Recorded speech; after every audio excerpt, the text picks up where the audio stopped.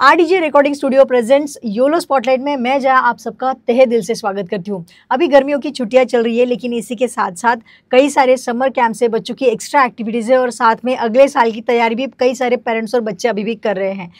छुट्टियों का आजकल मतलब ही बदल चुका है। कोई बच्चा आजकल एंजॉय करना तो भूल ही चुके हैं और पेरेंट्स भी उनके साथ पैनिक होते जा रहे हैं। लेकिन हम आपसे कहना चाहेंगे कि इस छुट्टियों को बच्चों के साथ पूरी तरह से एंजॉय कीजिए, इस टाइम को अपने बच्चों के साथ बिताइए, क्योंकि फिर से स्कूल जब स्टार्ट होंगी तो अगेन वही सारी पढ़ाई, बाद में सारे बच्चों का एक्टिविटीज़, ये सब हमें करना ही है। आज कई सारी चीज़ों के ऊपर बात करने के लिए, और स्पेशली जो बच्चे अभी 5th स्टैंडर्ड में एंटर कर चुके हैं उससे लेकर तो आगे की जर्नी उनकी कैसी होने वाली है, इसके बारे में बात करने के लिए आज हमारे साथ एक खास गेस्ट है जो कि है M² ट्यूटोरियल्स के director respected Mayank Thanvi sir. Sir, आपका बहुत बहुत स्वागत है। सर, हम आपसे जानना चाहते हैं कि जैसे आपका एक खुद का स्टार्टअप था, आप मेट्रो सिटी में बहुत अच्छा काम कर रहे थे, ये सारी चीज़ें किस तरह से स्टार्ट हुई थी और फिर आपने अपना स्टार्टअप जो है वो छोड़ के अकोला में किस तरह से क्लासेस को शुरुआत की? अब I give you my background. Basically ऐसा है कि आपने देखा होगा अकोला में यूजुअल ट्रेंड होता है कि 11th-12th के बाद जो है बच्चे बाहर जाते हैं। तो मेरा ऐसा था, बहुत सारे करीबन 70-80% बच्चे आज भी वैसे ही है कि 10th होते से उनको है कि बस अकोला छोड़ना है, जाना है। मैं वो ट्रेंड का भाग हो चुका था बीच में। बाद में लेकिन फिर ऐसा हुआ कि कुछ पैरामीटर्स हम लोगों ने देखे, उसके हिसाब से डिसीजन लेके फिर 11th-12th मैंने मुंबई किया। फिर 12th जो है मैंने वापस रिपीट किया जेई के लिए। रिपीट करने के टाइम वापस मैं अकोला आया, फिर वापस रिपीट 1 साल किया। उसके बाद मैंने इंजीनियरिंग किया। इंजीनियरिंग मेरा जो 4 साल का करियर था, उसमें 3rd ईयर ऑफ इंजीनियरिंग से आई स्टार्टेड टीचिंग। मैंने GRE, GMAT और CAT के जो बच्चे हैं उनको कॉन्ट्स पढ़ाना चालू किया फ्रॉम 3rd ईयर। फिर फाइनल ईयर होने के बाद में मुझे एक समझो क्लासेस था, कोचिंग क्लास, जहाँ मुझे कॉन्ट्स पढ़ाने के लिए दिया गया था। उसी के साथ साथ we were working on a startup जो कि था स्किल बेस्ड कोर्सेज। जिसमें हम लोग ऑनलाइन रिकॉर्डेड कोर्सेज जो होते हैं स्किल बेस्ड, मतलब कि right from yoga to guitar to Java, IT से लेके तो आप समझ लीजिए कुकिंग तक, कोई भी कोर्सेज जो है हम लोग रिकॉर्ड करते थे, रिकॉर्ड करके और पब्लिश करते थे। उसमें इंस्ट्रक्टर्स को कुछ रेवेन्यू मिलता था जो रिकॉर्ड करते हैं, और फिर कुछ हमको मिलता था। सर, हम सबसे पहले तो जानना चाहते हैं कि आपकी जर्नी किस तरह से स्टार्ट हुई। मतलब लोगों को जो पता है कि M² आप यहाँ पे रन करते हो, बच्चों को पढ़ाते हो, लेकिन आपका खुद का बैकग्राउंड किस तरह से रहा है, पढ़ाई का है या फिर आपकी जर्नी है, आपका एक स्टार्टअप था, हम उसके बारे में जानना चाहते हैं। हाँ, 10th तक तो मेरा स्कूलिंग यहीं पे अकोला हुआ। 10th के बाद मैं मुंबई गया, वहाँ मैंने 11th-12th मेरा परस्यू किया। 11th-12th के बाद में 1 साल मैंने वापस ड्रॉप लिया जेई मेंस के लिए, जैसे सब लोग करते हैं, बच्चे जो है 11th-12th में तैयारी करते हैं इंजीनियरिंग के लिए। तो वहाँ पर मैं भी था, वही रेस के अंदर मैंने जेई की तैयारी दूसरी बार की। सेकेंड टाइम भी मैं फेल हुआ, उसके अंदर मैं कोई अच्छा रैंक सिक्योर नहीं कर पाया। फिर CET के थ्रू मुझे एक इंजीनियरिंग कॉलेज मिला, थडुमल शान इंजीनियरिंग कॉलेज, जो कि मुंबई में है। फिर वहाँ से इंजीनियरिंग मैंने स्टार्ट की। इंजीनियरिंग के दौरान ही कुछ आइडियाज़ पे हम लोग काम कर रहे थे। मैंने बहुत सारे काम किए। आप समझ लीजिए कि स्टूडेंट नेटवर्क बनाने से लेकर के तो जो कॉफ़ी मग कोस्टर्स होते हैं उसको बनाना और बेचना, वहाँ तक भी हमने किया। फ्लेक्स प्रिंटिंग, T-शर्ट प्रिंटिंग, ये सब। तो वहाँ पे एक्सपोजर बहुत मिला मुझे। फिर धीरे धीरे जैसे एक्सपोजर मिला तो मैं और मेरा एक दोस्त, जैसा होता है इंजीनियरिंग के अंदर कि आपका एक दोस्त होता है, आप हर साल सोचते हो कि कोई ना कोई बिजनेस हम स्टार्ट करेंगे। ऐसे करते करते एक हमारा आइडिया था जो चमका, समझो, एंड हमने उसको एक नाम दिया, गो गेट गुरु। और उसके ऊपर हमने काम किया कि भाई हम ये देख रहे थे कुछ भी अगर सीखना है किसी को भी तो एक ऑफलाइन प्रेजेंस का ज़रूरत होता है। वो टाइम जब 2G होता था तो हम लोग वो चीज़ों को सोच रहे थे। प्रॉब्लम था कि we were 10 years ahead at that time. तो हमने स्किल बेस्ड कोर्सेज के लिए जो है फोकस किया। बहुत लोगों को जो एक यूडेमी करके एक वेबसाइट है, आपको शायद पता होगा, उस पर कुछ भी सीखना है तो आपको $5, $3, $10 में कोर्सेज मिल जाते हैं। तो वही चीज़ हम लोग जो है कॉपी करने का कोशिश कर रहे थे इंडिया के लेवल पे।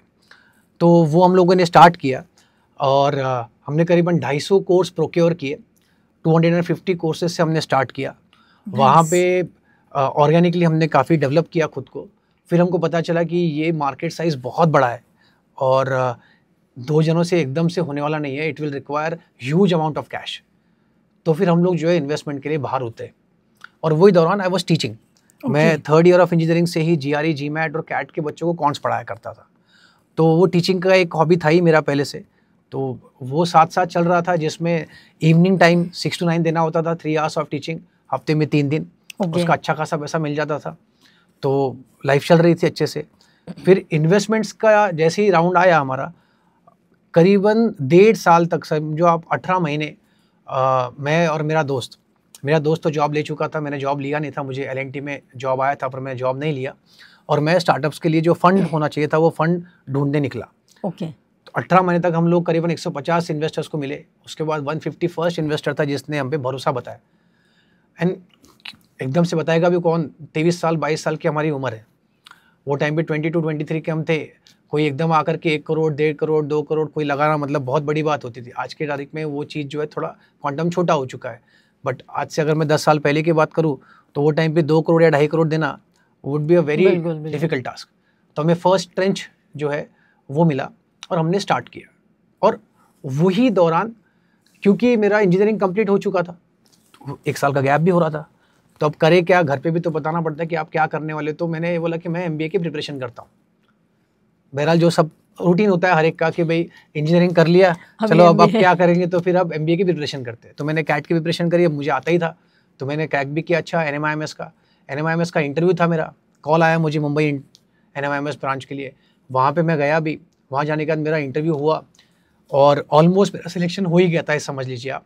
Nice. और जैसे ही मैं वहाँ से बाहर निकला तो मुझे मैसेज आया कि हमारे फर्स्ट ट्रेंच ऑफ इन्वेस्टमेंट जो है वो अकाउंट में क्रेडिट हो गया। ओह, तो nice. फिर MBA का जो है आइडिया ड्रॉप करके we started with our journey of startup.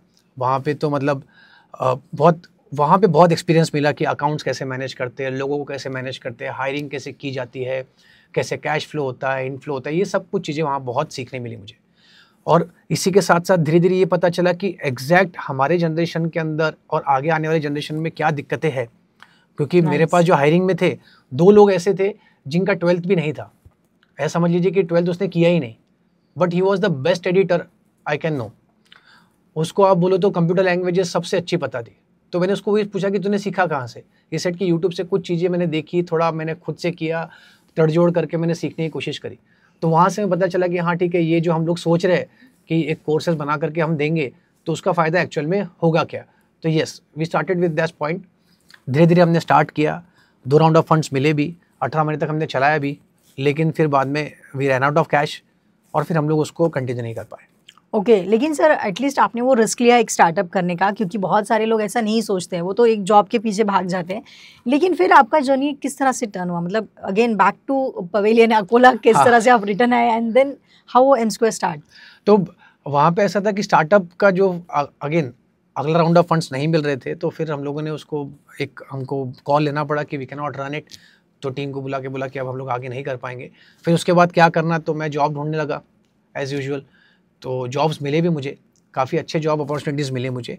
लेकिन फिर वही टाइम पे मैं वापस घर आया 1-2 महीने के लिए। मैंने मेरे फादर से बात किया, बोला कि मुझे वहाँ जॉब मिल रहा है कि 1 लाख 1.25 लाख रुपए महीने का एक पैकेज है जो स्टार्टिंग मुझे देगा कोई entry point at the age of 25। तो बोले कि उतना ही अगर तेरे को चाहिए तो यहीं आ जा, तू मैं ही दे देता देखो। तो हमारा फैमिली बिजनेस ही है, तो उनका ऐसा है कि भाई तू और किसी का कमा लेगा तो मेरे लिए ही कमा ले या अपने घर के लिए ही कमा ले। तो फिर वहाँ पे इट वॉज लाइक कि चलो ठीक है, कहीं और भी सेल्स ही करना है, मार्केटिंग ही करना है, बिजनेस बनाना है, तो बेटर है कि हम लोग वापस ही आ जाए। तो I came back, I started with जो हमारा फैमिली बिजनेस है, कमीशन एजेंट है हम लोग, ब्रोकर है हम लोग। तो जो कॉटन की इंडस्ट्री में जो है जिनिंग फैक्ट्रीज और एक्सपोर्ट के लिए जो रॉ कॉटन बेल्स लगते हैं, जो हम बोलते हैं गठाने, तो उसकी हम दलाली करते हैं। तो मैंने वो स्टार्ट की मेरे फादर के साथ, बट आई वॉज कीन, अब मुझे पढ़ाना पसंद था पहले से ही, तो मैंने फिर मैथ साइंस के लिए जो है ट्यूशन स्टार्ट कर दी थी। कट टू उसके 1 से 3 महीने पहले आपको बताने, मतलब it is a very shocking, मतलब रिविलेशन बोलूँगा मैं, ऐसा कुछ। मैं हर क्लास में गया, मैं हर क्लासेस में गया कि मुझे जो है आप एक पढ़ाने का मौका दो या एक अपॉर्चुनिटी दो, मैं अच्छा पढ़ाता हूँ, I am a good teacher. But कहीं पर भी मुझे मौका मिला ही नहीं। और डेमो क्लासेस मेरे ली गई, 3 से 4 जगह मैंने डेमो क्लासेस भी दी, उनके पसंद भी आया। बट शायद बैकग्राउंड की वजह से उनको लगा कि भाई मेरे फादर का नाम काफ़ी प्रिवेलिंग है, अनिल थानवी, तो उनको लगा अब इतने बड़े आदमी का लड़का है, वो यहाँ पे आने के बाद अपना ही टेक ओवर कर लेगा, तो पता नहीं शायद वो इनसिक्योरिटी हो या जो भी कारण थे। अब being from a good family also, वो भी मेरे लिए एक ऑब्स्टेकल ही हो गया, ऐसा समझ लीजिए। नहीं तो वो तो जबकि पहचान थे तो वो रेफरेंस से तो जल्दी हो जाना चाहिए था, बट वो हुआ नहीं। फिर देन आई टेक, मैंने डिसीजन लिया कि मैं खुद ही चालू करता हूँ। तो दलाली के साथ साथ ही मैंने चालू किया, and with in a year itself ऐसा हो गया कि चीज़ें अलग ही हो गई। अब वो चलते चलते ऐसे आगे कि अब there is no looking back.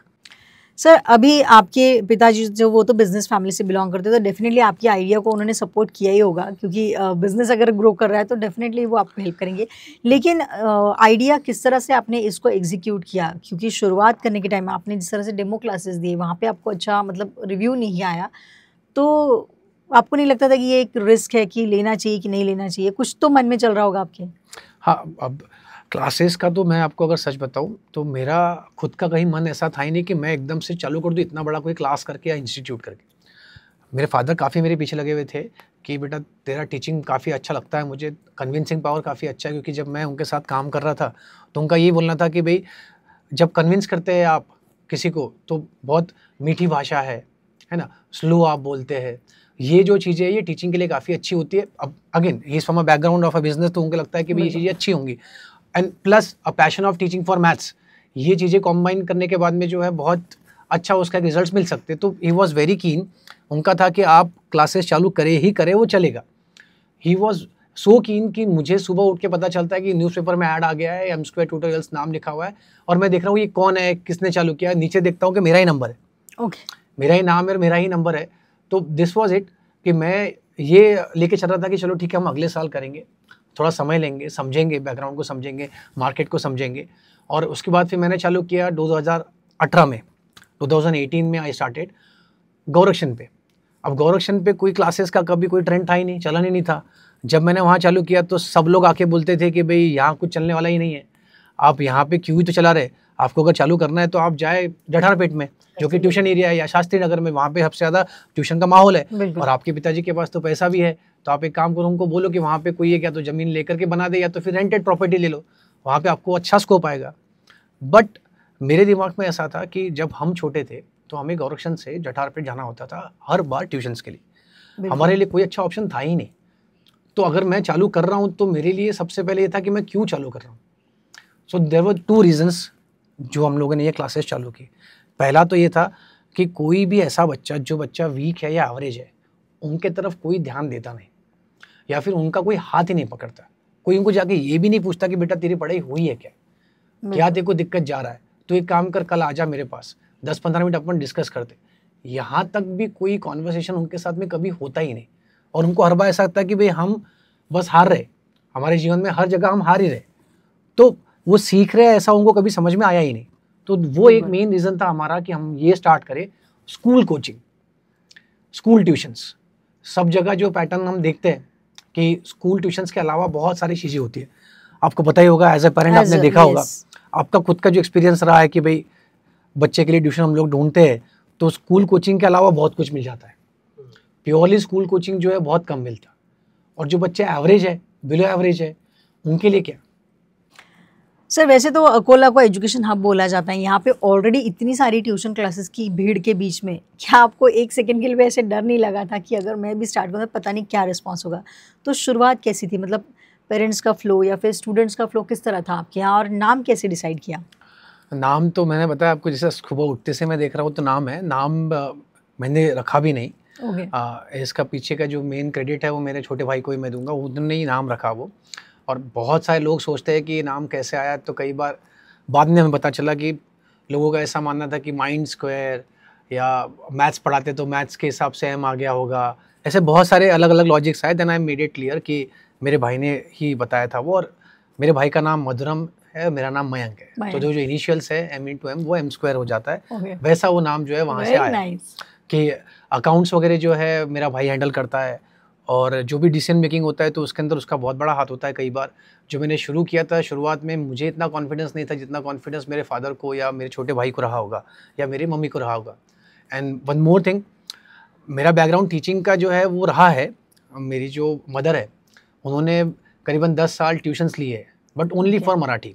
वो इंडिविजुअल मराठी पढ़ाते थे। तो मुझे एक चीज़ पता थी, और मतलब जो मेरे मम्मी ने मुझे बताया था कि जो बच्चे वीक है उनको आप पढ़ाते रहो और बार बार पढ़ाते रहो। जो रिविजन्स हम लोग बोलते हैं कि रिविजन्स का कंसेप्ट होता है कि बार बार पढ़ाना, तो हमें पता है कि जो बच्चे एवरेज या बिलो एवरेज है उनको एटलीस्ट 2 से 3 बार हमें पढ़ाना है। जब तक हम 2 से 3 बार नहीं पढ़ाएंगे तब तक उन्हें समझ में नहीं आ सकता, उनका उतना कॉम्पिटेंसी लेवल और ग्रास्पिंग लेवल है नहीं। आप अगर ये माने कि कोई बच्चे को 100% समझ में आ गया तो उसको 100% मार्क्स मिलते थे ना। बिल्कुल। हर एक को तो मिल नहीं रहे, इसका मतलब जो टॉपर है उसको भी 90% ही समझ में आ रहा है। अगर उसको 90% मिल रहा है तो अंडरस्टैंडिंग लेवल जो है वो हर एक का सेम हो ही नहीं सकता।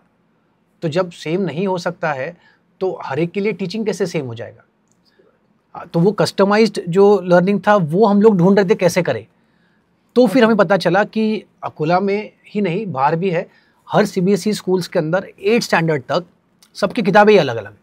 ओके। ये एक बहुत ही बड़ा प्रॉब्लम है कोचिंग्स के लिए, स्कूल्स के लिए नहीं बोलूँगा मैं।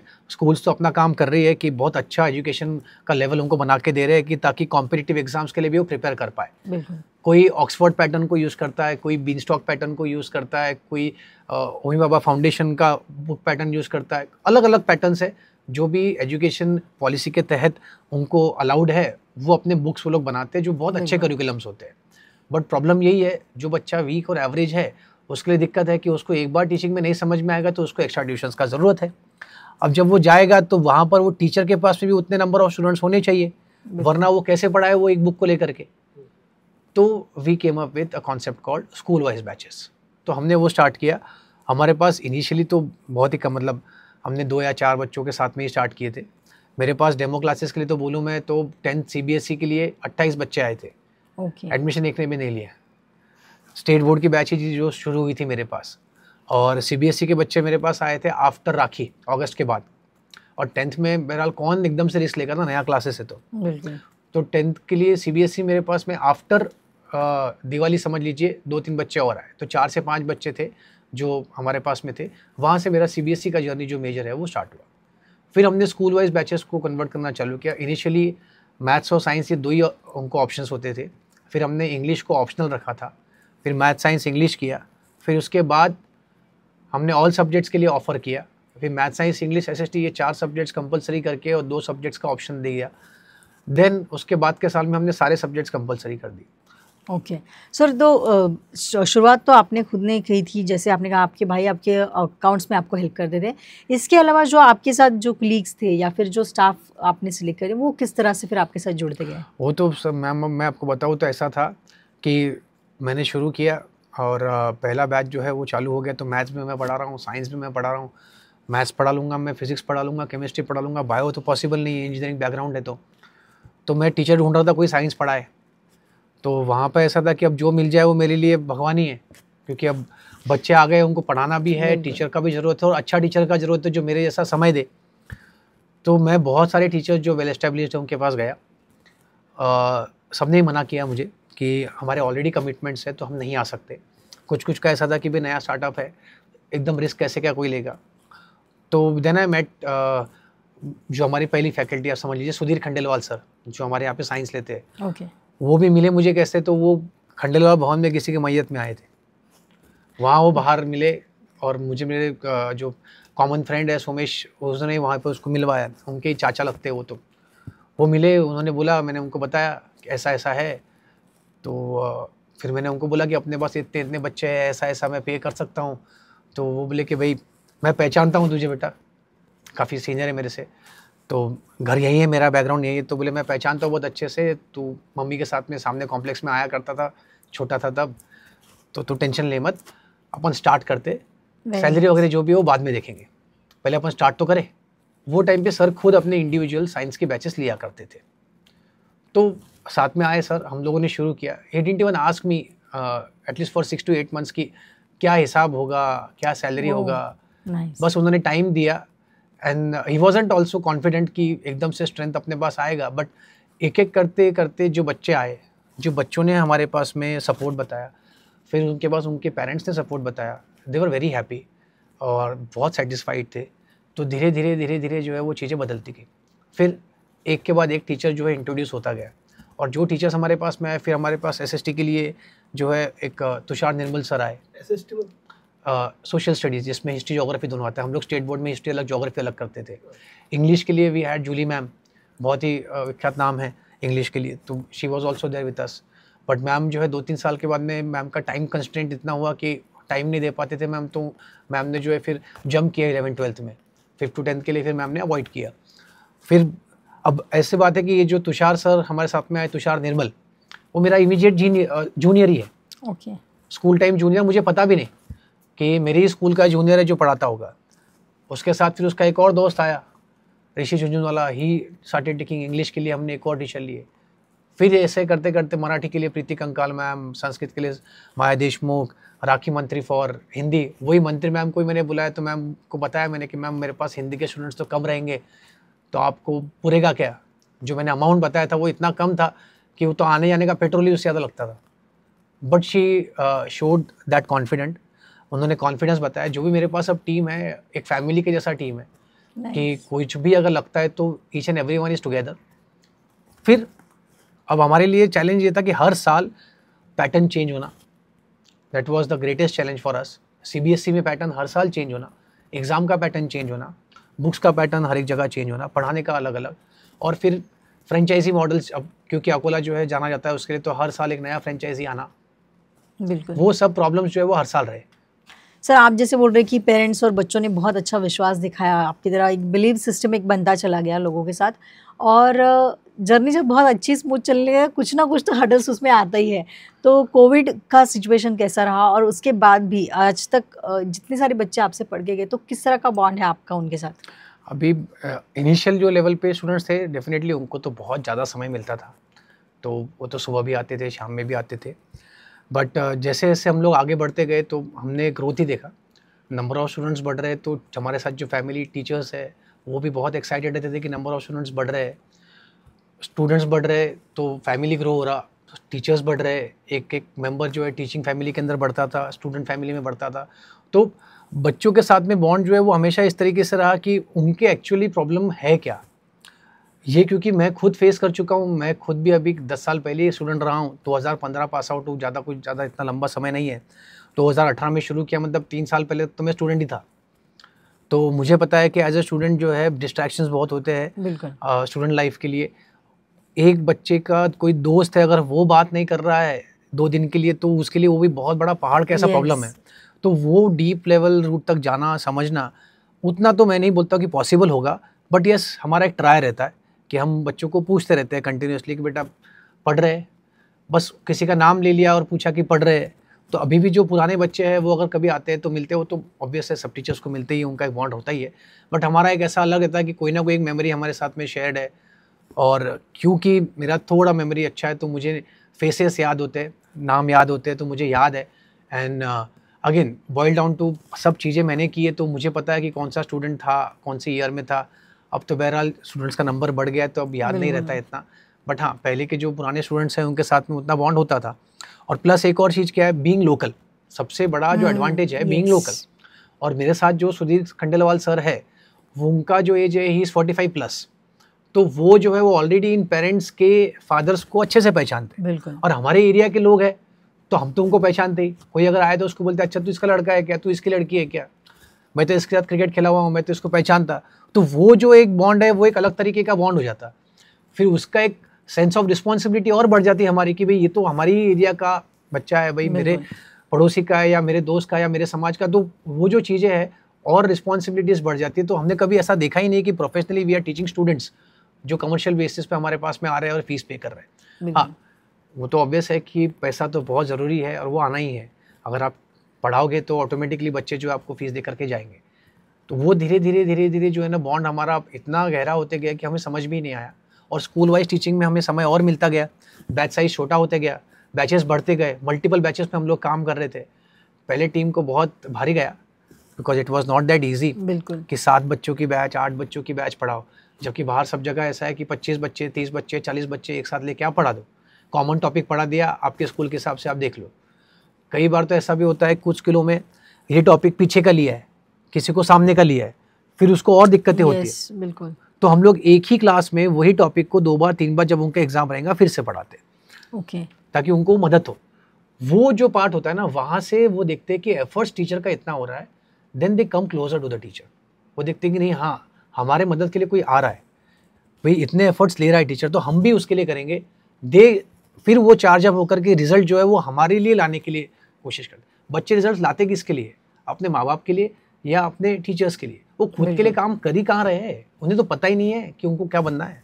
बिल्कुल खुद के लिए कुछ उनको समझ में आता ही नहीं। उनके लिए जो रोल मॉडल है या तो आपको एज अ पेरेंट्स, या तो फिर हमें एज अ टीचर्स, या तो स्कूल के टीचर्स, किसी एक को इंस्पायर होके आपके लिए मैं रिजल्ट ला रहा हूँ या आपके लिए मैं रिजल्ट ला रही हूँ, वो जब उसके मन में बैठ गया तो उसको फिर कोई रोक ही नहीं सकता। बिल्कुल, बहुत बहुत सही कहा सर आपने।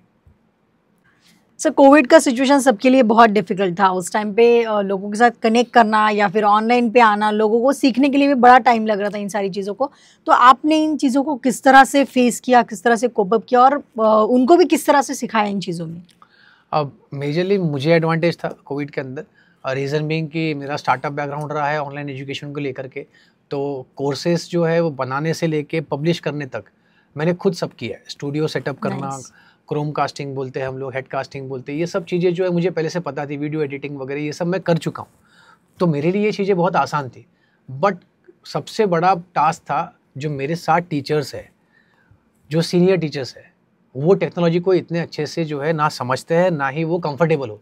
तो उनको कंफर्टेबल कराना वाज वेरी बिग टास्क। बच्चे तो बहुत इजीली स्विच हो चुके थे एकदम फटाफट। तो हम लोगों ने जब स्टार्ट किया तो किसी को पहले विश्वास भी नहीं हुआ कि ऑनलाइन क्लासेस रन हो सकती है, क्योंकि हम लोग अकोला में, आप मेट्रो सिटीज़ में जाओ तो वहाँ पे ऑलरेडी वीडियो कॉन्फ्रेंसिंग का या जूम मीटिंग्स का जो है कल्चर है। बिल्कुल। तो वो चीज़ें मुझे पता थी, तो मुझे पता होने की वजह से वो मेरे लिए काफ़ी आसान था। 21-22 मार्च के आसपास को लगभग कोविड चालू हुआ, तो मैंने 25 मार्च से शुरू कर दिया था। समझ में चीज़ें आ गई थी कि अब ये साल भर तो नहीं है, चलेगा लंबा, क्योंकि जो मेरे दोस्त थे जो बाहर थे आउट ऑफ इंडिया, उनका जो कहना था उस पर से लगभग समझ आता कि 6 महीना तो कम से कम चलेगा। फिर तो बहरहाल बहुत लंबा ही चला, और जो खतरनाक ही सीज़न था वो तो कोई भूल ही नहीं सकता उसको। बिल्कुल, बिल्कुल। लेकिन सर इन सारी चीज़ों के बीच में जब पेरेंट्स को भी इन चीज़ों के लिए आपने कन्विंस किया, तो किस तरह से अपने आपके साथ जितना भी स्टाफ था उनको किस तरह से ट्रेन किया इन चीज़ों के लिए? मैंने तो पहले खुद क्लासेस रन करी, और जो बच्चे मुझे ज़्यादा अच्छे से, वही बोल रहा हूँ कि बच्चों के साथ जैसा बॉन्ड बना था तो उन्होंने विश्वास काफ़ी दिखाया, सपोर्ट बताया। हमने इनिशियली उनको बोला कि हम 7-8 दिन पहले क्लास रन करेंगे, आप भी देखिए। सब पेरेंट्स को बोला कि आप भी साथ में बैठिए, देखिए कि किस तरीके से क्लास रन हो रहा है। उसी समय पे मेरी जो टीचर्स फैमिली है उनको भी बोला कि आप भी बैठिए और आप भी समझिए कि क्लास कैसे रन हो रहा है। तो उन्होंने भी देखा, उन्होंने सीखा, धीरे धीरे कॉन्फिडेंस डेवलप हुआ, और फिर बाद में जैसे क्लासेस रन होना चालू हो गए 10-15 दिन के बाद में स्मूथली चालू हो गया सब कुछ। तो आप समझिए कि अप्रैल का पूरा महीना हमने पढ़ाया। स्कूल्स चालू होने के थे, कोचिंग क्लास तो अगस्त में शुरू हुए थे। कितने ही कोचिंग क्लास को तो हम लोग कॉल करके बता रहे थे कि आप इस तरीके से चालू करें। रीज़न है कि सब बच्चों को पढ़ना भी 3-4 महीने अगर रुक गए तो फिर ख़त्म हो गया सब कुछ, आगे बहुत मुश्किल है। फिर अगर हम खुद ही काम करने बैठे, 1 महीने का छुट्टी मिला तो बाद में तो कैसा कितना जान पे आता काम करना, वैसा ही बच्चों का होने वाला था। तो बहुत सारे कोचिंग क्लास वाले थे जिनको हमने बताया कि किस तरीके से आपने ये ऑनलाइन रन करना है। काफ़ी स्कूल्स को भी हमने सजेस्ट किया, 1-2 स्कूल्स को ट्रेनिंग प्रोग्राम्स भी दिए हमने, वहाँ पे बताया कि कैसे रन कर सकते हैं। गूगल मीट है, जूम है, टूल्स है अलग अलग। तो धीरे धीरे जो अडेप्टेंस है वो आ गया। हमने पेन पेपर टेस्ट भी कंडक्ट किया। ओके। ऑफलाइन टेस्ट जो बोलते हैं हम लोग, वो ऑनलाइन माध्यम पे कैसे होता था वो भी हमने कंडक्ट किया। हम पेपर्स जो है अलग से बॉक्स रखते थे बाहर, तो पेरेंट्स एक एक करके समय दिया जाता था, वो बॉक्स में पेपर रखते थे, उसको सैनिटाइज करते थे, फिर ग्लव्स पहन के चेक करते थे, वापस रखते थे, वापस देते थे बहुत। पर ये था कि we went to that extent कि नहीं करके पेपर भी जो है पेन पेपर टेस्ट का ज़रूरत है, वो अगर नहीं आता है फील तो नहीं होगा। फिर उसमें था कि आप स्क्रीन पे पेपर दे दोगे तो बच्चे स्क्रीन को ये करेंगे, तो we use to tell them कि आप दूर रखें, स्पीकर ऑन रखे, बच्चा यहाँ बैठेगा। अब फॉलो करते करते धीरे धीरे चीज़ें हुई। बिल्कुल। कोविड के दौरान 40 मिनट्स एंगेज रखना बच्चों को बहुत डिफिकल्ट होता था, बहुत ज़्यादा। तो हम सब एज ए टीचर फैमिली वही सोचते थे कैसे उनको एंगेज रखे। तो हम उनको बोलते थे कभी कि भाई आज रेड पेन करके आना है, कैप्स पहन के आना है, किसके पास क्या है बताओ। तो जो छोटे बच्चे 7th-8th के, तो वो धीरे धीरे कनेक्ट करते थे हमसे। तो वो एक ये होता था कि हाँ ठीक है, आज क्लास में जाना है, सर को बताना है या टीचर को बताना है कि हमने ये पहना है, हमारे पास ये है, वैसा। हम फिर बाद में हमने एक एक्टिविटी ऑनलाइन में, श्री था आरजे, तो उसके साथ भी की कि भाई फन एक्टिविटीज़ थी ओनली ऑनलाइन की। उसमें वही कि भाई गेम्स अलग अलग कराना, कि how many teacher 1 minute games वगैरह, तो वो ऑनलाइन भी किया हमने। तो थोड़ा एक माहौल थोड़ा सा लाइट हो कि बच्चे पढ़े भी, हमारे साथ टच में भी रहे, और उनको ये समझ में आए कि we are understanding their problems. सिर्फ वो पढ़ तो रहे थे और बहुत ज़्यादा स्ट्रेन था, एकदम से स्क्रीन टाइम बढ़ गया था, तो उसमें बच्चे बाहर खेल नहीं पा रहे, कुछ नहीं हो रहा। तो हम लोगों ने पहले ऑनलाइन थोड़ा सा उसका करके देखा, वो अच्छा हुआ। एवरीवन स्टार्टेड स्टडिंग, सब ने अच्छे से उसके ऊपर रिस्पॉन्स दिया। बहुत रिवीजन क्लासेस थे, almost 14 to 15 hours of teaching होता था वहाँ My पर। God. तो वो टाइम तो बहुत हमने किया, बट हाँ स्टूडेंट सपोर्ट था। स्टूडेंट जितना समय हमारे साथ था, टीचिंग पावर हमारा बढ़ते गया, और बिल्कुल। धीरे धीरे फिर वहीं पे सब लोगों को पता चला कि अच्छा हाँ ऑनलाइन क्लासेस होती है और एम स्क्वायर है जहाँ पे हो रही है। सो हमारे मराठी में जैसे बोला जाता है कि संकटात संधि, यानी कि अगर आप किसी ट्रेजेडी में फंसे या कोई इस तरह डिफिकल्ट और उसी में अपॉर्चुनिटी क्रिएट होता, तो मुझे लगता है ये टाइम आपके लिए वो अपॉर्चुनिटी था। बिल्कुल, और स्टार्टअप का जो एक्सपीरियंस था मेरा वो यहाँ पे काम आया। तो मैं बच्चों को हर बार यही बोलता हूँ कि आप जो भी पढ़ रहे हो ना, कहीं ना कहीं काम में आएगा ही आएगा, आप वो बिल्कुल। दिमाग में से निकाल दो। ये जो चीज़ें हैं, हम लोग बोलते हैं ना, कई बार ऐसा बोला जाता है कि भाई a+b होल स्क्वायर कहाँ काम आया लाइफ में, ट्रिग्नोमेट्री का साइन थीटा कॉस थीटा कहाँ काम आता था इतना, आप इतना बर्डन क्यों देते हो बच्चों को। तो ये बेसिकली मेंटल स्टेमिना क्रिएट करने के लिए होता है। Okay. आज एक नॉर्मल हमाल जो होता है ना, उसको आप 2 काम बोलो, वो बोलेंगे जहाँ मैं करता ही नहीं, आता भी नहीं 2 दिन के बाद में। और वही अगर नॉर्मल कोई कॉर्पोरेट में काम कर रहा है ना, उसके ऊपर वर्कलोड प्रेशर बहुत होता है, लेकिन उसका मेंटल स्टेमिना बहुत बड़ा हुआ है, इसके लिए वो काम कर सकता है। तो आप काम करते जाए, जिस दिन अपॉर्चुनिटी मिलेगा उस दिन तो आपको उसका फ़ायदा मिलना ही है। तो हम लोग काम करते गए, ये एक अपॉर्चुनिटी, मुझे ये नहीं पता था कि इतने जल्दी मिलेंगी। नाइस। हमें ये कभी हमने सोचा ही नहीं था कि हम इतने जल्दी बहुत अच्छे मुकाम पे आ जाएंगे, या नंबर ऑफ स्टूडेंट्स इतना अच्छा हमारे पास बेस बन जाएगा। बट हाँ, वो एक अपॉर्चुनिटी मिली, हम लोग ऊपर आ गए। फिर बाद में और बड़ा रिस्पॉन्सिबिलिटी हो गया कि क्वालिटी मेंटेन करना है, और फिर पंक्चुअलिटी रखना है, साथ ही साथ जो हम लोग टीचिंग कर रहे हैं उसका एक ट्रैक रिकॉर्ड मेंटेन रखना है, पेरेंट्स तक के वहाँ पहुँचना है। बहुत चीज़ें थी जो उसमें धीरे धीरे इन्वॉल्व हुई। सबसे ज़्यादा सपोर्ट मुझे मेरे टीचिंग फैमिली से मिला कि उन्होंने बहुत सपोर्ट किया, हाँ ये करेंगे, हाँ ये करेंगे। Any decision which I took was very difficult to execute, but उन्होंने बहुत सपोर्ट किया। और जो एज में समझ लीजिए जो 40+ के टीचर्स है, उन्होंने भी ये टेक्नोलॉजी को अडॉप्ट किया बच्चों के लिए वो टाइम पर। It was very difficult. Sir, लेकिन इसके साथ साथ आपने जिस तरह से बाकी ट्यूशन क्लासेस में भी जाके उनको भी डिजिटली किस तरह से क्लासेस है ना, उसके लिए भी आपने हेल्प किया है। तो ये सब करने के टाइम आपको ऐसा नहीं लगा कि थोड़ा सा एक इनसिक्योर फीलिंग कि अगर मैं इनको सिखा दूंगा तो इनके क्लासेस की स्ट्रेंथ बढ़ेगी, या आपको मतलब उसका वैसे आपको तो कुछ फायदा होने वाला नहीं था, तो क्या थॉट था दिमाग में? फायदा तो मेरे को भी था, ऐसा नहीं है, दोनों चीज़ें हैं उसमें। अगर बाकी चलाएंगे तो पता चलेगा कि क्लासेस है, बच्चे ट्यूशन लगाएंगे, और बाकी लोग करेंगे तो ऑब्वियस है मैं तो उनसे अच्छा ही करने वाला हूँ, तो उनको पता चलेगा कि मैं अच्छा क्यों हूँ। ओके, है ना, ये तो लाइटर मोड पे। बट लेकिन हाँ, सबने करना चाहिए। बाकी भी जो टीचिंग कम्युनिटी थी वो भी इसमें थी कि कैसे करे। अगर कोई मुझे पूछता भी, आज भी मेरे जो टीचिंग फैमिली में बोलो, जो दूसरे क्लासेस है, हम सारे ही कनेक्टेड है। कहीं पर भी कोई टीचर का जरूरत पड़ता है किसी को, तो हम लोग उनको प्रोवाइड करते हैं। हमारे पास में कितने रेज्यूमेस आते हैं, अब उनको भी तो काम का ज़रूरत है। कल को मुझे भी कोई और काम का ज़रूरत पड़ेगा तो कोई मुझे हेल्प करेगा क्या? नहीं करेगा ना। इफ़ आई एम देयर तो मुझे कोई हेल्प करे तो उसके लिए मुझे भी तो करना पड़ेगा। वो तो अपने जो मेहनत करने वाला है वो अपनी मेहनत की कमाने वाला है, उसके अंदर ऐसा कुछ है ही नहीं। हाँ, अगर मैंने क्वालिटी डिग्रेड किया तो मैं नीचे आ जाऊँगा।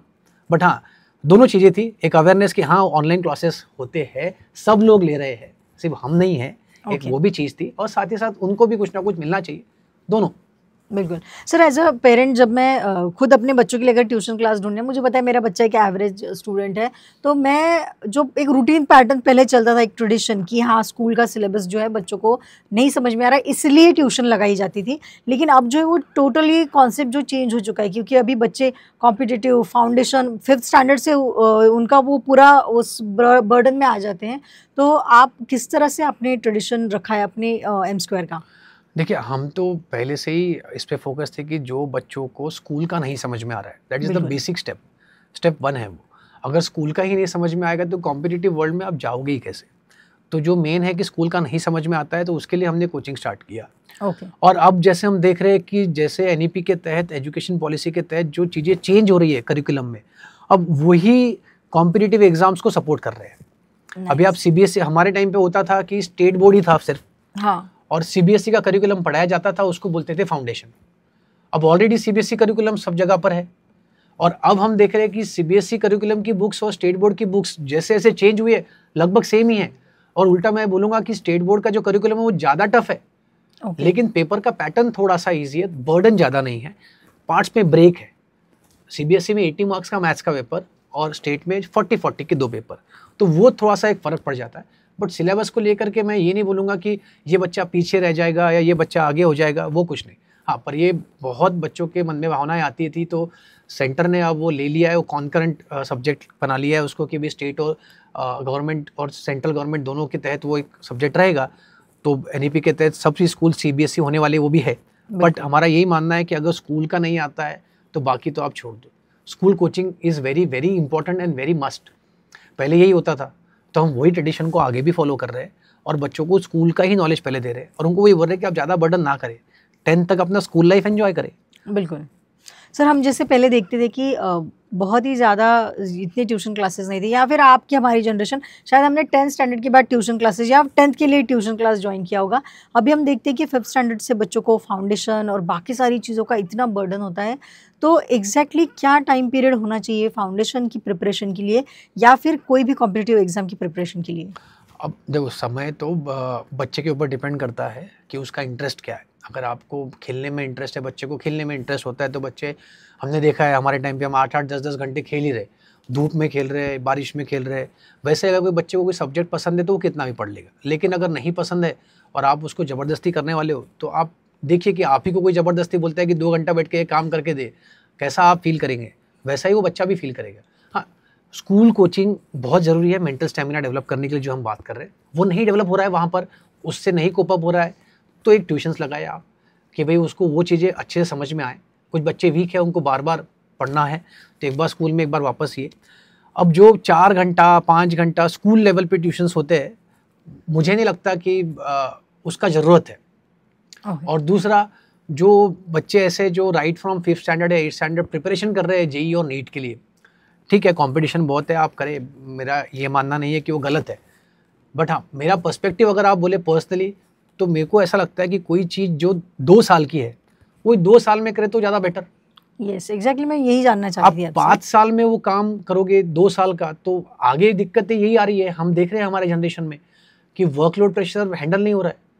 आपको काम दिया है 2 घंटे का, आप 5 घंटे में करते हो क्योंकि आपको आदत ही है, यानी कि आप हसल नहीं कर पा रहे, आप मैनेज नहीं कर पा रहे, आप डिसीजन मेकिंग नहीं कर पा रहे।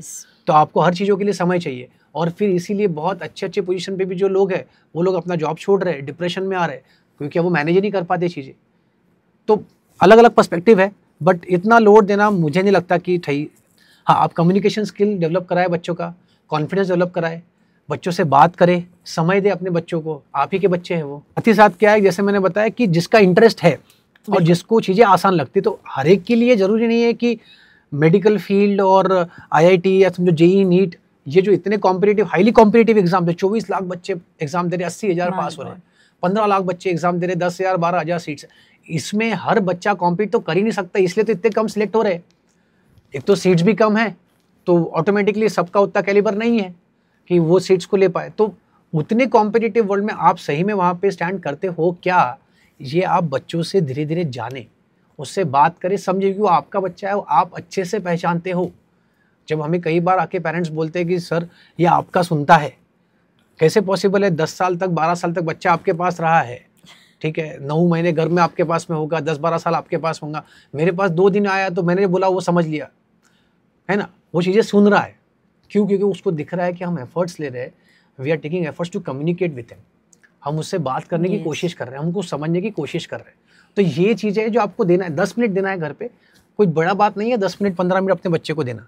बिल्कुल सर, जनरली हमने देखा है कि जो स्कूल में पढ़ाया जाता है इसीलिए हम ट्यूशन लगाते हैं, आपने उसको बहुत अच्छे से एक्सप्लेन किया, लेकिन आपका ये भी मानना है कि हर एक बच्चा JEE और नीट नहीं कर सकता है। तो फिर इस तरह के बच्चों को आप किस तरह से ट्रेन करते हैं कि वो एटलीस्ट इस कॉम्पिटिटिव वर्ल्ड में या फिर बाहर निकलने के बाद एटलीस्ट सर्वाइव कर जाए? तो सिर्फ कोचिंग नहीं, उसके अलावा हमने देखा है कि एक फैमिली आपने जो बनाया है, तो किस तरह की काउंसलिंग रहती है पेरेंट्स के लिए भी और स्टूडेंट्स के लिए भी, आप लोग क्या एक्स्ट्रा एफर्ट्स लेते हैं? हाँ, अब इसमें पेरेंट और स्टूडेंट दोनों का इन्वॉल्वमेंट बहुत होता है। पहले बात तो ये है कि कोई भी बच्चा सिर्फ और सिर्फ एक एकेडमिक परफॉर्मेंस अच्छा रहेगा तो ही वो लाइफ में कुछ अच्छा कर पाएगा, ये तो कभी नहीं। अब जितने भी लोग अच्छा एज ले चुके हैं उनको ये बात पता है और वो लोग ये एक्सपीरियंस पे मानेंगे। बट हाँ, अभी जो बच्चे काम कर रहे हैं उनको टास्क दिए गए हैं, ये टास्क अगर अच्छे से कंप्लीट करते हैं तो वो एक पैरामीटर हमने सेट किया कि हाँ, आगे भी कोई काम दिया गया है इसको तो ये कर लेगा अच्छे से। उस हिसाब से ही जो है बड़ी बड़ी कंपनीज हायर करती है। कोई बच्चा अगर इंजीनियरिंग करे, BBA करे, BCom करे, BCA करे, MBA करे, कुछ भी कर ले, वहाँ से जो कंपनीज हायर करती है वो क्या देख के करती है कि इसको कुछ टास्क दिए गए हैं, इसने अच्छे से कर लिया है तो हमारे यहाँ पर भी ये कर लेगा और ट्रेनिंग इसको देंगे तो ये सीख लेगा। क्योंकि इसने जो यहाँ पर सीखने के लिए दिया गया था उसमें अच्छा स्कोर किया है, हमारे पास भी अच्छे से सिंसियरली सीखेगा। तो हमारा मेन मोटिव यही है कि बच्चा जो है पढ़ाई करना सीखे, एक जगह बैठना सीखे, कंसंट्रेशन उसका अच्छा हो। भाई 3 घंटे का पेपर है आपका, लास्ट बोर्ड्स का, तो 3 घंटा ब्रेन आपका प्रॉपर फंक्शन करना चाहिए, आप उसके लिए उसको ट्रेन करें, बस ये हमारा मेन मोटिव है। सर जैसे जब हमने और आपने पढ़ाई की होगी उस टाइम पे डिस्ट्रैक्शन सिर्फ गेम्स या खेलने के सिवा कुछ नहीं था। अभी तो बच्चों के पास n नंबर ऑफ डिस्ट्रैक्शंस है, इंटरनेट हो गया, मोबाइल हो गया, ये सारी चीज़ें आ गई है, ऊपर से स्क्रीन टाइमिंग बच्चों का बढ़ते चला जा रहा है। तो ये सारे डिस्ट्रैक्शंस किस हद तक इन चीज़ों पे इफेक्ट करते हैं? या हमने आजकल में भी न्यूज़ पढ़ा है कि अगर लाइक्स नहीं आ रहे तो सुसाइड कर लिया, मोबाइल नहीं दे रहे तो पेरेंट्स से झगड़ रहे, तो ये सारी चीज़ें किस तरह से अफेक्ट करती है बच्चों को? अभी आपको पता होगा कि पहले ना हमें जितने भी हमारे समझो बड़े बुजुर्ग है वो ऐसा बोलते थे कि आपके जो सच्चे दोस्त है वो वही है जो आपकी कमियां जो है आपके सामने खुले मन से बोल सके कि भाई तू खराब है, ये तेरा खराब है। जो चीज़ें हर बार कोई अच्छा बोलने वाला अगर आदमी है तो उससे थोड़ा सा दूरी बनाए रखे। अब ये सोशल मीडिया पे क्या है, सब लोग लाइक ही कर रहे हैं, सब लोग पसंद कर रहे हैं आपको, सब आपको अप्रिशिएट कर रहे हैं, तो आपको ऐसा लग रहा है कि आप जो है 7वें आसमान पर है और अब आप अप्रिशिएटिंग का आपको आदत हो चुका है। वहाँ पे कोई ऐसा बोलने वाला तो है नहीं कि आपका फोटो खराब है, क्या पाक, और पीछे जाकर के वही बातें होने वाली है, वो लोग उनको खराब बोलते हैं और आप खुद भी करते हैं ये चीज़। तो बच्चों को ये चीज़ बहुत समझना ज़रूरी है कि कोई भी अगर आकर के कोई अच्छी चीज़ अगर हमें बता रहा है कि हमारे बारे में कि हम अच्छे हैं, तो नॉट नेसेसरी कि वो आपके लिए जो है वो भला आदमी हो या भले इंसान हो। सोशल मीडिया पे भी वही है, एडिक्शन बहुत बड़ा है। स्क्रीन टाइम की जब हम बात करें तो स्क्रीन टाइम तो जितना कम हो उतना अच्छा है टिल द एज ऑफ 15 और 18। क्योंकि ये जो डिस्ट्रैक्शन है, अब ऐसा होता है जब वो डिग्री में जाएंगे तो उनको एग्ज़ाम बड़ा होगा, बहुत पढ़ना होगा, वहाँ पे दिक्कत है कि वो फ़ोन छोड़ ही नहीं पाएंगे। अभी कितने फैमिलीज़ में फ़ोन अपना एक बॉडी पार्ट बन चुका है। अगर आप घर से बाहर निकलते हो फ़ोन, अरे फ़ोन का है, मतलब ऐसा है क्या? वो हमारी सुविधा के लिए फ़ोन है, ठीक है, और अपने पैसे से हमने ख़रीदा, हमारी कमाई से। मैं आज मस्त पूरा काम कर लिया, थका आ रहा, घर में बैठा हूँ, ठीक है, एक फैमिली बैठी है अपनी, आप बात करने के लिए बैठे हो, खाना खाने के लिए आपने स्टार्ट किया, खाना चालू हो गया। अब वही अगर बीच खाने में आपके फैमिली मेम्बर ने किसी ने आपको बुलाया तो आप उठ के जाते नहीं, दिख नहीं रहा कि मैं खाना खा रहा, और वही किसी का फ़ोन आया तो आप खाना छोड़ के सबसे पहले फ़ोन उठाते कि भाई उसको कोई ज़रूरत होंगी। फ़ोन किसका? आपका। ज़रूरत किसकी? उसकी। क्या होंगी क्या पता। अब आप वहाँ पे जाके उसको मदद कर रहे, घर के अंदर जो आदमी आपको बोल रहा है कि भाई एक गिलास पानी वहाँ से लेके आ जा या एक बकेट वहाँ से उठा दे, तो वो आपको करना नहीं है। तो ये चीज़ें ही आपके बच्चे भी सीखने वाले हैं, उनको भी समझ में आएगा कि प्रायोरिटी जो है वो फ़ोन है, फैमिली नहीं है, ह्यूमन रिलेशंस नहीं है। फ़ोन सबसे इम्पॉर्टेंट है। वहाँ पे कोई कॉल या मैसेज आता है तो आपको तुरंत रिप्लाई करना है, ये बहुत इंपॉर्टेंट है। बिल्कुल, क्योंकि बच्चे तो है वो पूरी तरह से आपको फॉलो करते जाते हैं। आपने बहुत अच्छी चीज़ बोली है सर। मैं ये जानना चाहती हूँ कि जैसे कि आपने जब क्लास स्टार्ट किया तब भी कई सारे क्लासेस यहाँ पे थे, अब और ज़्यादा भीड़ बढ़ती जा रही है, और स्पेशली आउटसाइडर्स जो है या फिर बाहर के जो ब्रांड्स या यहाँ पे आके जिस तरह से स्टार्ट कर रहे हैं, तो ये सारी चीज़ें या इन सारी चीज़ों में से जब अगर कोई पेरेंट या बच्चा सोचता है ज्वाइन करने का, तो क्या पैरामीटर्स उसने रखने चाहिए क्लासेस चूज़ करने के लिए? देखो, सबसे पहला पैरामीटर तो ये है कि आप खुद जाकर के पहले चेक करें कि आपको वहाँ की जो वाइब्स है वो समझ में आती है। मैं जेन ज़ी के लिए बात करूँगा कि आपको वाइब्स वहाँ पे समझ में आती है। वाइब्स मतलब कैसे कि एकदम ऐसे बहुत आउट ऑफ द बॉक्स हम कुछ करेंगे, ये नहीं। वहाँ पे जाने के बाद आपको लग रहा है क्या कि आप सही में एक जगह से एक जगह पे जाओगे, एकेडमिकली आप वहाँ पे जाने वाले, तो आप पैरामीटर सेट करें। टीचर्स कौन से हैं, क्या एक्सपीरियंस टीचर्स को है, रिजल्ट्स कैसा रहा है, बच्चों जो पुराने बच्चे हैं उनका एक्सपीरियंस क्या रहा है, आसपास का सराउंडिंग आप वहाँ पे रुक कर देखें कि जो बच्चे बाहर निकल करके बात करते हैं क्या बात कर रहे हैं, क्या वो रिस्पेक्ट है नहीं है, ये सब चीज़ें जो है ना वो आपको ध्यान में रखना है। फिर उसके बाद में मेरा ये बोलना है कि भाई कई सारे पेरेंट्स जो है वो ऐसा है कि एक काम करते हैं, अपन एक ट्रायल तो कर ही लेते हैं कि भाई चलो 5th 6th की तो बात है, क्या है, अगर जमेगा तो ठीक, नहीं तो फिर अपन क्या करेंगे, लोकल में अपना जो प्राइवेट आसपास कोई ट्यूशन है तो वो लगा लेंगे, कोई छोटा मोटा सब्जेक्ट का देख लेंगे, स्कूल का देख लेंगे। क्यों रिस्क लेना है? जैसे हम लोग बोले जेई नीट के बारे में बता रहा हूँ मैं आपको, सबके सपने जो है अंबानी बनने के हैं, किसी को उसके यहाँ का वॉचमैन तो बनना है ही नहीं। क्या वो कमाता नहीं? कमाता ना, बिल्कुल कमाता। अब आप हर एक को जेई मेंस करना है, हर एक को आईआईटी में ही जाना है, ठीक है, पर आपको ये समझना है कि कम से कम आपके हाथ में क्या है। बिल्कुल। भाई कम से कम आपको स्कूल का जो लेवल है वो पूरा कंप्लीट करना है। अगर आप वहाँ 90% 95% आसानी से स्कोर कर रहे हैं विदाउट एनी एफर्ट्स, इसका मतलब ये है कि अब आप कोई कॉम्पिटिटिव एग्जाम के लिए तैयार है। वो आपको सेल्फ स्टडी करना है, उसके लिए आपको गाइडेंस का जरूरत है, उसके लिए आपको ट्यूशंस हो, इससे रिजल्ट्स आए इसकी गारंटी नहीं है कोई।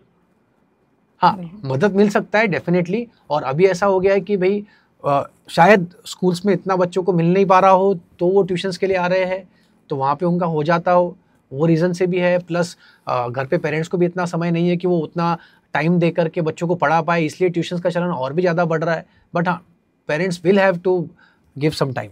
बिल्कुल सर, हमने देखा है आपके यहाँ पे कि आप एकेडमिक के अलावा कई सारी चीज़ें, जैसे कि आप ईयरली कुछ इवेंट्स भी रखते हैं बच्चों का, चाहे वो स्पोर्ट्स हो चाहे एंटरटेनमेंट हो, तो ट्यूशन क्लासेस का जनरली ऐसा तो कोई कल्चर होता नहीं था, ये आपने कैसे सोचा? अब ओवरऑल डेवलपमेंट का बहुत ज़रूरी है। आप देखिए कि जो हम बोल रहे हैं कि मैं बार बार फोकस करता हूँ वीक बच्चे बोलो, या वीक तो हम नहीं बोलेंगे, एवरेज बिलो एवरेज जो स्कोर आ रहे हैं वैसा, तो वो बच्चे जो है ना शाय भी होते हैं, वो बच्चे बोलते भी नहीं हैं क्योंकि उनको पसंद भी नहीं कि मैं बोलूँगा तो भाई मेरा मजाक उड़ाएंगे, ये सब कुछ होता है। वो बच्चे ना स्पोर्ट्स में काफ़ी अच्छे होते हैं, कई बार हमने देखा है, बट उनको वो दिखाने का टैलेंट कहीं मौका ही नहीं मिलता। जब हमारा स्पोर्ट्स फेस्टिवल हम लोग करते हैं, हम यूजुअली ये करते हैं आफ्टर दिवाली, जब चिल्ड्रंस डे का होता है, एक दिन चिल्ड्रंस डे का और एक और कोई पब्लिक हॉलीडे मिक्स करते हैं, या फिर क्रिसमस के साथ एक आधा पब्लिक हॉलीडे मिक्स करते हैं। पता है हमको उस दिन वैसे ही पढ़ाई होने वाली नहीं है, बिल्कुल, तो उससे अच्छा हम उसको यूटिलाइज कर ले। तो हम लोगों ने वो कोविड के बाद जब स्टार्ट किया था, उसमें हमें इतना अच्छा रिस्पॉन्स मिला कि जो बच्चे ऐसे हैं जो 50-60s में रहते थे, उसके बाद वो लोग 80s में टच हुए। नाइस। और ये केस स्टडी जो है हमारे लिए काफ़ी फ़ायदेमंद साबित हुई। बच्चे टीचर्स के साथ इंटरेक्ट करना चालू हो गए।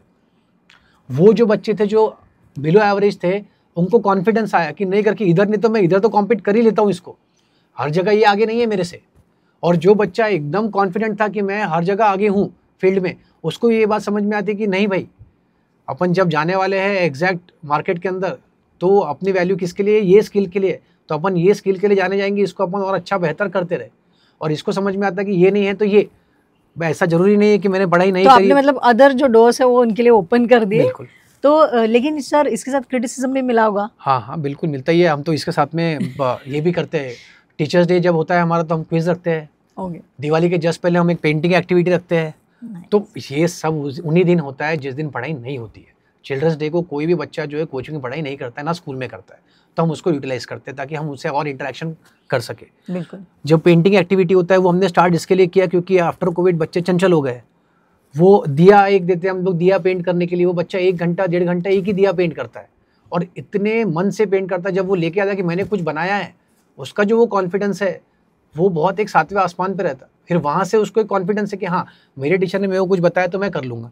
तो वो छोटे बच्चों को जो है ये चीज़ें बहुत ज़रूरी है। साथ ही साथ हमने अभी तो ये साल मेडिटेशन भी इंट्रोड्यूस किया है। 2 साल हो गए हमको। हर महीने में एक सेशन हमारा मेडिटेशन का होता है। तो वो कोई बोलता नहीं कि उसका जो इफेक्ट है वो लॉन्ग टर्म में बहुत अच्छा है।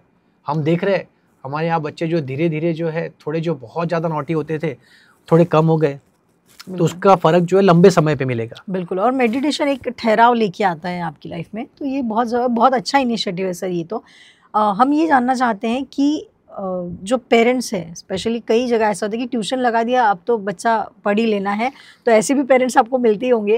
तो पेरेंट्स को आप किस तरह से सारी चीज़ों में उनको इन्वॉल्व करते हैं, या फिर उनको लगता है कि ट्यूशन लगा लिया तो फिर अपनी रिस्पॉन्सिबिलिटी ख़त्म हो गई? तो ऐसे पेरेंट्स को आप क्या बोलना चाहोगे सर? देखो, पेरेंट्स की कैटेगरी फ़िलहाल मेरे पास में जैसे हम लोग बोलो तो हमको समझ में आता है कि 3 तरीके से हम उसको क्लासीफाई कर सकते हैं। एक ऐसा पेरेंट होता है जो बहुत ओवर प्रोटेक्टिव है अपने स्टूडेंट को लेकर के, अपने बच्चे को लेकर के, कि भाई आगे मेरा बच्चा कुछ कर पाएगा क्या, शायद उन्होंने कुछ लाइफ में देखा हो, उसकी वजह से उनके लिए जो है वो चीज़ें थोड़ी सी अलग हो गई हो। तो वो चीज़ें जो अपने बच्चे के अंदर इंकलकेट करने के लिए या फिर आगे अपना बच्चा जो है सक्सेसफुल कहीं पर चले जाए, उसके लिए काफ़ी ज़्यादा सेंसिटिव और ओवर प्रोटेक्टिव हो जाते हैं। तो हर चीज़ उसने की कि नहीं की, समझी कि नहीं समझी, उसको 2-2 मार्क क्यों कम मिले, क्यों ज़्यादा मिले, हमने ट्यूशन्स लगाए थे तो उसको मार्क मिलने ही चाहिए थे, कम कैसे क्या हो गए। उन्होंने ये समझना है कि क्या बच्चे को समझ में आ रहा है, क्या बच्चा टीचर से कम्युनिकेट कर पा रहा है, क्या बच्चा अपने बाजू वाला बैठा बच्चा जो है अगर उसको समझ में आए तो उसको हेल्प कर रहा है। ये जो है पैरामीटर्स, यही रियल टाइम वर्ल्ड के अंदर आपको काम में आएंगे। बिल्कुल। तो ये हो रहा है क्या, वो समझना उनके लिए बहुत मुश्किल। सेकेंड टाइप ऑफ पेरेंट्स होते हैं कि जिन्होंने फीस भर दिया और फिर उनका है कि सर अब आपका रिस्पॉन्सिबिलिटी, मेरे को रिजल्ट चाहिए, मैंने आपको दे दिया मतलब रिजल्ट चाहिए, मतलब रिजल्ट चाहिए। आप प्रोडक्ट नहीं खरीद रहे, आप समझिए। रिजल्ट्स जो है कोई बच्चा आज देगा, कोई 10 साल बाद देगा, किसी की मैच्योरिटी आ जाती है, किसी की 2 साल बाद, किसी की तो आती भी नहीं। तो उसके लिए कोई चीज़ों की गारंटी नहीं है, कोई ऐसा कोई प्रोडक्ट नहीं है जो बेच रहे हैं। हाँ, इम्प्रूवमेंट हो रहा है। क्या बच्चा आपको घर पे ये बता पा रहा है कि मैंने जो पढ़ा मुझे समझ में आया, है ना, ये सबसे इंपॉर्टेंट है। क्या आपसे कम्युनिकेशन बढ़ गया है, क्या उसका घर पे पढ़ाई में मन लग रहा है, क्या वो डिवाइस छोड़ के काम खुद होकर के कर रहा है, क्या वो रिस्पॉन्सिबिलिटी ले रहा है, आपके प्रति उसकी रिस्पॉन्सिबिलिटी क्या है, उसको समझ में आ रही है क्या। ये चेंजेस जब आ रहे हैं उसमें, वो पॉजिटिव चेंजेस है जो हम बोल रहे हैं कि creating a mental stamina of that student, ये चेंजेस आ रहे हैं क्या उसमें, तो आप समझिए कि एक्चुअल इंप्रूवमेंट हो चुका है। रिजल्ट एकदम आप बोलेंगे बहुत ही ड्रास्टिक चेंज कोई नहीं ला सकता। एक आधा बच्चा होता है, उसी को सब लोग मार्केट करते हैं, तो उसके वजह से क्या एकदम हर एक बच्चे में चेंज आएगा क्या, नहीं हो सकता। और फिर थर्ड टाइप ऑफ पेरेंट्स होते हैं कि they always want to criticise. उनके लिए मतलब ऐसा है कि भाई कितना भी आप करो तो वो खराब ही है, आपने इतना करा अपन आपने ये नहीं करा, पूरे के पूरे सफ़ेद कागज पे एक दाग क्यों है, और बाकी का कागज सफ़ेद रखा, ठीक है, पर एक काय को है। तो वो जो एक प्रॉब्लम है, अब खुश तो लोग भगवान से नहीं, तो हम क्या ही करें। बहुत अच्छी वो बात तो बोली सर। उधर ही बोलते कि मेरे को भगवान काय को ऐसा जिंदगी दिया है। तो खुश करने के लिए तो ऑब्वियसली हम नहीं है, किसी को सेटिस्फाई करने के लिए नहीं है। हाँ, Yes. हमारा मेन मोटिव जो है स्टूडेंट्स को हेल्प करना, गाइडेंस करना, वो हम लोग करते हैं। क्रिटिसाइज बहुत होते हैं हम लोग पेरेंट्स से, वो तो हमें पता है, हमारे टीचिंग स्टाइल से बोलो, टीचिंग पैटर्न से बोलो, कि उनका ऐसा है कि बार बार एक ही चीज़ आप करवा रहे हो। बट हाँ, कम से कम इतना भी उसको आता है या नहीं आता है, वो भी तो हमारी जिम्मेदारी है। आप किसके लिए ला के छोड़ के गए कि बेसिक स्कूल का उसको आना चाहिए, अगर उसको वो नहीं आता है तो फिर मैं क्या काम का टीचर वहाँ पर। और जो बच्चा स्कूल के ट्यूशन्स के लिए आ रहा है, अगर उसके स्कूल के रिजल्ट्स अच्छे नहीं आते हैं, तो again we are not that useful, हम उसका कंट्रीब्यूशन कुछ नहीं कर रहे। तो जो बाहर पहले हमारे समय पे होता था पैटर्न कि सब बच्चे एक साथ बैठते थे, सबके एग्जाम पैटर्न अलग, टाइमिंग अलग, लेकिन कॉमन में टॉपिक्स हो गए, तो हम वो नहीं करते, स्कूल वाइज चलते कि भाई आपका एग्ज़ाम है, आप बिल्कुल बिंदास रहे, आपको रिविजन कराएंगे। जैसे 5th 6th को कराते थे वैसे ही 9th 10th में हम लोग कराते हैं, ताकि बच्चों को वो हेल्पफुल रहे। बिल्कुल सर, मैं ये जानना चाहती हूँ और सबसे इम्पॉर्टेंट क्वेश्चन है ये, मुझे ऐसा लगता है कि आप कैसे इलैबोरेट करोगे एम स्क्वायर बाकी क्लासेस से क्यों अलग है, या फिर क्या नई चीज़ें आप लोगों के पास हर साल होती हैं? मैम, सबसे इम्पॉर्टेंट है कि जो मेरा टीम है, मतलब हमारा जो पूरी की पूरी एक फैमिली जो हमारी बनी हुई है, वी फील दैट कि जो एक वो पॉजिटिव एनर्जी आता है हमारे इंस्टीट्यूट के अंदर आने के बाद किसी के लिए भी, वो एक बार आकर के, किसी के लिए भी मैं बोलूँगा, आई कैन गारंटी दैट, कोई अगर सिर्फ आकर के 2 घंटा 3 घंटा एक जगह से बैठ जाए, वो वहाँ से फिर जाने का उसका कोई मन करेगा ही नहीं। Nice. बच्चे जो है 10th के अंदर जैसे ऐसे पीछे आते हैं ना, आप बहुत सारे बच्चे हमारे पुराने, आप उनसे पूछिएगा जो बच्चों ने बैठ के पढ़ना शुरू किया उधर, तो कई बार ऐसे कि 12th की बोर्ड एग्जाम्स के लिए वो वापस आते हैं कि भाई सर हम 2 घंटे 3 घंटे बैठ सकते क्या, हमने पढ़ाई करी थी तो हमारा हो गया था। और प्लस कोई भी क्लासरूम में हम लोगों ने वॉचेस नहीं रखे, कहीं पर भी घड़ी नहीं रखी है, हम अवॉइड करते हैं, क्योंकि वो होता ऐसा है कि भाई टाइम हो गया जाना है, टाइम हो गया जाना है। किसी बच्चे को पसंद है क्या? कोई बच्चे को पसंद नहीं है पढ़ाई करना, वो एक टास्क है, कंप्लीट करना है। धीरे धीरे इंटरेस्ट डेवलप होता है टीचर के प्रति, धीरे धीरे इंटरेस्ट डेवलप होता है भाई अपने को एग्जाम में रिजल्ट क्या लाना है अपने पेरेंट्स के लिए, बट ऐसा जो नहीं। तो ये है मेन, उनको जो एटमॉस्फेयर चाहिए बच्चों को वो बहुत अच्छा मिलेगा। कहीं पर भी ऐसा नहीं है कि अगर नहीं समझ में आ रहा तो हमारा अवेलेबिलिटी नहीं है। और सबसे इंपॉर्टेंट है पेरेंट्स के लिए, they can come meet us, हम लोग लोकली इधर ही रहते हैं, मेरा घर है वहाँ पर, तो मैं अवेलेबल हूँ। बट हाँ, ऐसा आप बोलेंगे कि बस आए घंटी बजाए भाई सर मेरा स्टूडेंट कैसा है, तो वो बात नहीं होगी। ऑब्वियसली आपको एक थोड़ा समय निकाल के आना है। आप आए तो अपने बच्चे के बारे में स्टडी करके आए कि क्या है, एकदम मुँह उठा करके आप आ जाएंगे बोलेंगे क्या आता सांगा कैसा है, उसमें क्या है कि आपको कुछ मिलता नहीं है। आप समझिए, वो वहाँ पे आप मुझे चेक करने के लिए मत आए, वो को जो पैटर्न जो चेंज हो रहा है ना, जो नए टाइप ऑफ पेरेंट्स अभी बन रहे हैं कि they are coming to check the teachers, आप मत करो, उससे कुछ भी आपको फ़ायदा नहीं है। बच्चे में इंप्रूवमेंट क्या है, आप लाए बच्चे को साथ में और टीचर के सामने देखिए कि क्या बच्चा कंफर्टेबल है तो फिर ठीक है, फिर वो सब कर लेगा। बिल्कुल सर। जाते जाते हम सिर्फ इतना जानने हैं कि एम स्क्वायर का अभी फ्यूचर प्लान्स क्या है, क्या नई चीज़ें आप लोग लेके आ रहे हैं? हम लोग अभी 11th 12th प्लेन साइंस जो है हमारा बोर्ड्स का, साथ ही साथ MST CET जो है उसमें PCM PCB दोनों के लिए जो है CET और बोर्ड्स, वो हम लोग लेके आ रहे हैं। साथ ही साथ कॉमर्स में प्लेन कॉमर्स, जिसमें CA CS फाउंडेशन वगैरह ऐसा कुछ नहीं, ओनली प्लेन कॉमर्स। ये दोनों चीज़ें हम लोग लेके आ रहे हैं। I guess we would be the first one to do the same thing कि एक साथ साइंस और कॉमर्स जो है हम लोग चालू कर रहे हो अकोला में। शायद किया हो, पता नहीं, मुझे तो आइडिया नहीं है इतना।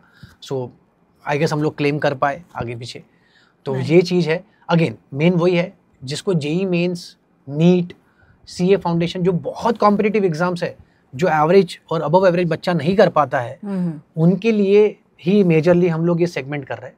क्योंकि बच्चे हमने देखे कहीं जगह पे उनको खुद को नहीं पता है कुछ, क्योंकि मेरा दोस्त जा रहा है तो वो वहाँ पे जा रहे हैं, गो विद द फ्लो, और वो ट्रैप हो रहे हैं वहाँ पे। 6 महीने बिल्कुल पढ़ते नहीं है, एंजॉय करते हैं लाइफ को। 10वीं तक के बहुत पढ़ा था, फ्रीडम चाहिए। 6-8 महीने का पता चलता है समय निकल चुका है। अब मम्मी पापा ने फीस भर दी है, मैं क्या बोलूँ कि भाई मैंने पढ़ाई करी नहीं। तो ये सब चीज़ें नहीं होनी चाहिए। तो एक बहुत ही मिनिमम स्ट्रेंथ पे हमारे पास सीटिंग कैपेसिटी 40-45 के ऊपर रहेगा ही नहीं, तो we won't be going into 100+ का स्ट्रेंथ। तो वो स्ट्रेंथ इसीलिए क्योंकि जो बच्चे को कैटेगरी हम लोग केटर करने वाले हैं, उनको इतने बड़े स्ट्रेंथ में नहीं समझ में आता। बिल्कुल सर, एक लास्ट क्वेश्चन एंड देन हमें भी समय की मर्यादा को देखते हुए सर, जाते जाते आप जितने भी पेरेंट्स हैं उन सबको क्या बोलना चाहेंगे, चाहे वो 5th स्टैंडर्ड के बच्चों के पेरेंट्स हो या चाहे अब 10th स्टैंडर्ड के, क्योंकि बोर्ड्स के बारे में भी अभी कन्फ्यूजन्स चल रहे कि बोर्ड्स 2 बार हो गए या ऐसा, तो उनके दिमाग में जो कन्फ्यूजन, वो कन्फ्यूजन्स के लिए, और बच्चों को ट्यूशन क्लास डालते टाइम पे अपने जो पैरामीटर्स बोले उसके अलावा क्या सजेस्ट करना चाहोगे पेरेंट्स को? मेरा सिर्फ एक ही बोलना है कि if you want to see changes in your students और इन योर किड्स, तो आपको खुद को चेंज होना पड़ेगा। सबसे पहला ज़रूरी जो काम है वही है, और आप जो है जितना हो सके उनके साथ समय बिताएं। nice. सबसे इम्पोर्टेंट वही है। आप ये ना कहे कि मेरे पास समय नहीं है, आपको निकालना पड़ेगा। जब आपका बच्चा बोलेगा कि मेरे से नहीं होता और आप उसको बोलोगे कि करना पड़ेगा, तो आप समझिए ये बात, पहले खुद करें, उसके बाद में आप एक्सपेक्ट करें। सबसे इम्पोर्टेंट चीज़ वही है, उसके अलावा और कुछ भी नहीं है। ऑटोमेटिक सब चीज़ें होंगी। वेरी नाइस सर, बहुत बहुत अच्छी चीज़ आपने बोली है। और डेफिनेटली आपने जो कहा कि आप बिल्कुल नए नए स्टूडेंट से टीचर बने, तो आप बहुत अच्छे से उनको रिलेट कर सकते हैं, ये बहुत अच्छी चीज़ है। So thank you so much, आज आपने हमको इतना समय दिया, इतनी अच्छी डिस्कशन हुई, और मुझे लगता है कि शायद बहुत सारी चीज़ें जो पेरेंट्स के दिमाग में भी आज क्लियर हो चुकी होगी और बच्चों को भी कई सारी चीज़ें समझ में आई होगी। हम आशा करते हैं कि आपको हम लोगों का ये एपिसोड बहुत अच्छा लगा होगा। So thank you so much for coming, thank you so much. Thank you ma'am. तो ये थे मयंक थानवी सर, जो M2 यहाँ पे ट्यूटोरियल्स चलाते हैं, और इसी के साथ साथ सिर्फ ट्यूशन क्लासेस को कमर्शियली ना देखते हुए हर एक बच्चा कितना ज़रूरी है, उसकी स्टडी कितनी इंपॉर्टेंट है, इन चीज़ों को समझते हुए वो अपने क्लासेस चलाते हैं। आने वाले उनके सारे एफर्ट्स के लिए हम उनको बहुत सारी शुभकामनाएं देते हैं, और आशा करते हैं कि आपको भी हमारा ये एपिसोड बहुत अच्छा लगा होगा। So please do like, comment and share, और हाँ, शेयर करना बिल्कुल मत भूलिए, क्योंकि हर एक बच्चे तक और उनके पेरेंट्स तक ये वीडियो जाना बहुत ज़्यादा ज़रूरी है। देखते रहिए RDJ recording studio presents YOLO spotlight. Thank you.